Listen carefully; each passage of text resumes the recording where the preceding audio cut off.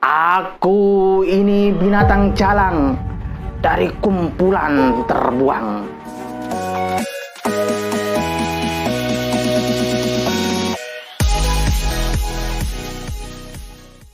Bismillahirrahmanirrahim. Assalamualaikum warahmatullahi wabarakatuh.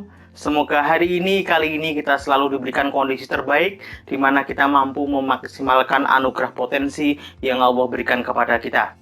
Oke, di video kali ini kita akan membahas masih berada pada area thinking talents atau bakat yang terkait dengan thinking dari 34 bakat talents mapping, dan pada kali ini kita akan membahas bakat intellection.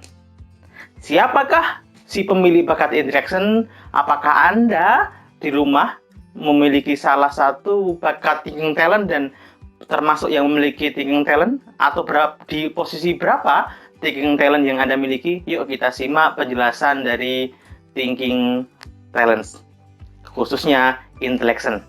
Oke, orang dengan bakat intellection, ia menyukai berpikir, tetapi tidak hanya berpikir, tapi berpikir yang mendalam.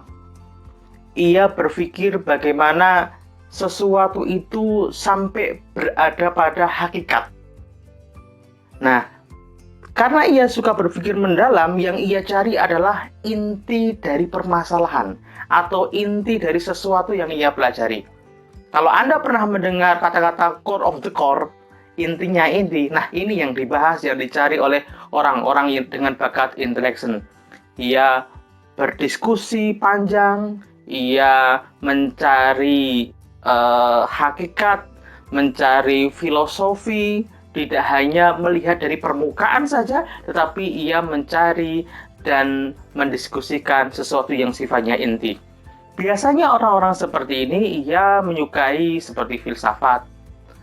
Kemudian ketika ia menyukai ilmu pengetahuan, sains, dia menyukai sesuatu yang sifatnya mendalam, gitu. Dan orang-orang seperti ini, ia akan semakin produktif manakala diberikan waktu, ruang untuk menyendiri, untuk menepi, untuk mencari sesuatu yang sifatnya lebih hakikat. Nah, untuk memperkaya dirinya, orang-orang dengan bakat intellection ini, ia suka membaca, ia suka mengamati kondisi dari apa yang ia baca, ia renungkan. Coba bayangin orang-orang intellection, kawan-kawan. Dari satu kata saja, ia akan mencoba untuk merenungkan, memikirkan, sampai ia bisa berhari-hari membahas, mendiskusikan, mencari maknanya. Contohnya misalnya kata bahagia. Mungkin bagi sebagian orang, bahagia ya udah, happy, senang. Tapi bagi orang yang memiliki bakat intellection, bahagia itu dikupas, kemudian dicari maknanya, dicari apa sih inti dari kebahagiaan itu, dan itu menjadi sesuatu yang menarik. Nah, ini orang-orang yang memiliki bakat intellection. Sehingga ketika ada teman Anda atau Anda sendiri memiliki bakat intellection itu, tidak mudah puas dengan jawaban yang sifatnya permukaan, tidak mudah puas dengan informasi yang sifatnya permukaan, tetapi ingin mendalami, menyelami. Semakin ia mendalami, semakin ia ingin mencari makna, semakin ia mencari hakikat. Itu orang-orang dengan bakat intellection. Nah, orang-orang dengan bakat intellection, karena memang dia menyukai membaca, ia menyukai banyak referensi, baik referensi yang ada di dalam dirinya maupun referensi lewat buku-buku, menjadikan ia menyukai terbenam dalam waktu yang lama untuk membaca, setelah itu direnungkan, dan seterusnya. Nah, di video yang sebelumnya saya sudah membahas tentang bakat analytical. Sama-sama berada pada wilayah otak kiri, bakat analytical dan bakat interaction, tetapi beda core-nya. Kalau analytical itu berada pada penekanannya adalah ia mencoba juga mendalam, tetapi yang sifatnya struktural dari permasalahan. Tapi kalau intellection itu kontennya, ia mencoba untuk mendalami dan mencari hakikat. Nah, apa jadinya ketika orang dengan bakat intellection, kemudian ia juga memiliki bakat komunikasi. Nah, dinamika ini menarik. Ia memiliki kedalaman untuk mencari sebuah hakikat, tetapi ia mampu untuk menyampaikannya.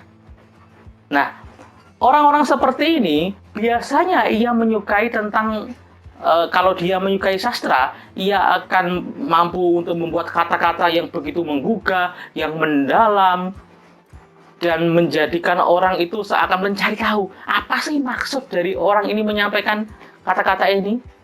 Nah, hebatnya karena dia punya komunikasi, maka ia mampu untuk menyampaikan maksud dari kedalaman makna yang ia pikirkan. Oke, saya tunjukkan contoh saja tentang orang yang memiliki dinamika bakat.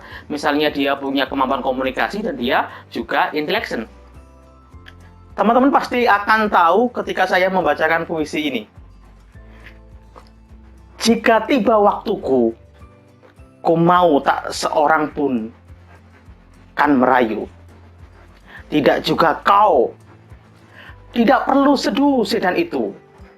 Aku ini binatang jalang dari kumpulan terbuang. Pasti Anda bisa menebak. Yes, Chairil Anwar. Ketika Anda penyuka sastra, pasti sangat tergila-gila dengan kedalaman maknanya, bagaimana ia mengungkapkan apa yang ada di dalam dirinya. Nah, itu tipikal orang intelligent dan communication. Dia mampu untuk mengkomunikasikan daya pikirnya, kedalaman makna yang ia baca baik dari referensi buku maupun dari fenomena-fenomena yang dialami.